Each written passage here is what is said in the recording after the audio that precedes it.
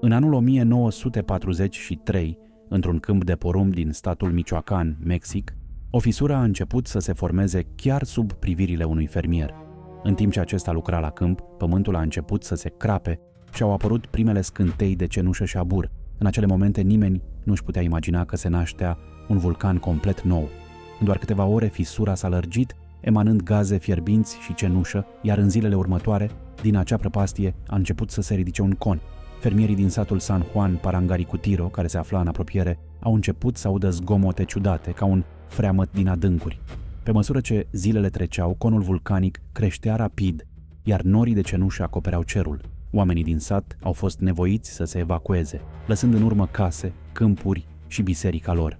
Astfel, nașterea vulcanului Paricutin a rămas unul dintre cele mai uimitoare fenomene geologice documentate, o forță a naturii care a schimbat definitiv peisajul. Deși pentru localnici totul a părut un eveniment supranatural, explicația este una geologică. Sub această regiune din Mexic se află o zonă cu activitate vulcanică intensă. Timp de sute sau chiar mii de ani, magma s-a acumulat în adâncul scoarței terestre, fără ca oamenii să observe vreun semn la suprafață. Presiunea din interiorul pământului a crescut încet, până când rocile nu au mai putut rezista. În cele din urmă, scoarța s-a fisurat, iar magma și gazele fierbinți au găsit o cale de ieșire. Martorii au povestit că înainte de apariția vulcanului se auzeau bubuituri puternice, asemănătoare unor tunete venite din subteran. Pământul vibra, iar din crăpături ieșeau fum și un miros puternic de sulf. Pentru oamenii de atunci era greu de înțeles ce se întâmpla. Nimeni nu mai văzuse vreodată un vulcan născându-se chiar în fața ochilor săi. La doar câteva ore după apariția fisurii, din pământ au început să fie aruncate bucăți de rocă încinsă, cenușă și gaze fierbinți. Erupțiile deveneau din ce în ce mai puternice, iar zgomotul era atât de intens încât putea fi auzit de la kilometri distanță.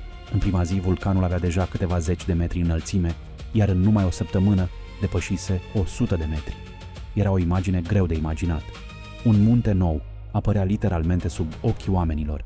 Norii de cenușă întunecau cerul, iar fragmente de rocă vulcanică cădeau peste câmpurile din jur. Ziua apărea uneori noapte, iar recoltele începeau să fie acoperite de un strat gros de cenușă. Oamenii priveau neputincioși cum natura schimba peisajul de la o zi la alta. Ceea ce fusese un câmp fertil se transforma într-un peisaj dominat de foc, fum și lavă. Geologii veniți din întreaga lume au început să documenteze fiecare etapă a fenomenului, conștienți că asistau la un eveniment extrem de rar, nașterea unui vulcan observată și studiată încă din prima zi.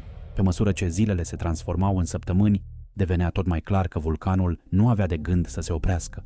Râurile de lavă înaintau încet, dar constant, distrugând tot ce întâlneau în cale.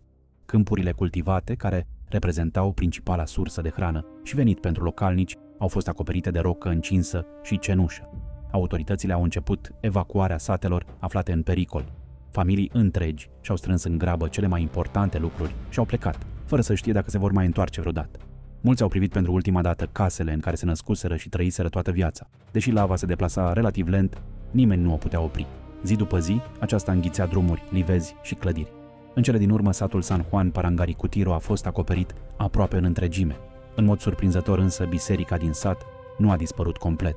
O mare parte din construcție a rămas deasupra lavei solidificate, iar turnul și altarul ei pot fi văzute și astăzi. Pentru mulți, aceste ruine au devenit un simbol al puterii naturii și al rezistenței unei comunități în fața unui dezastru imposibil de oprit.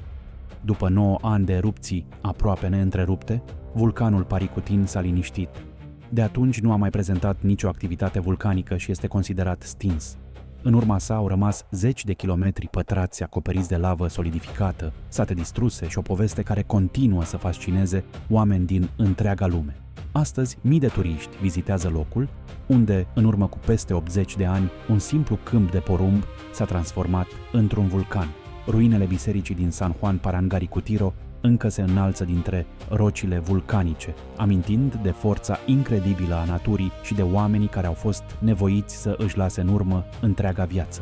Paricutin nu este doar un vulcan, este unul dintre puținele locuri de pe pământ unde oamenii au asistat la nașterea unui munte, de la prima fisură din sol până la ultima erupție.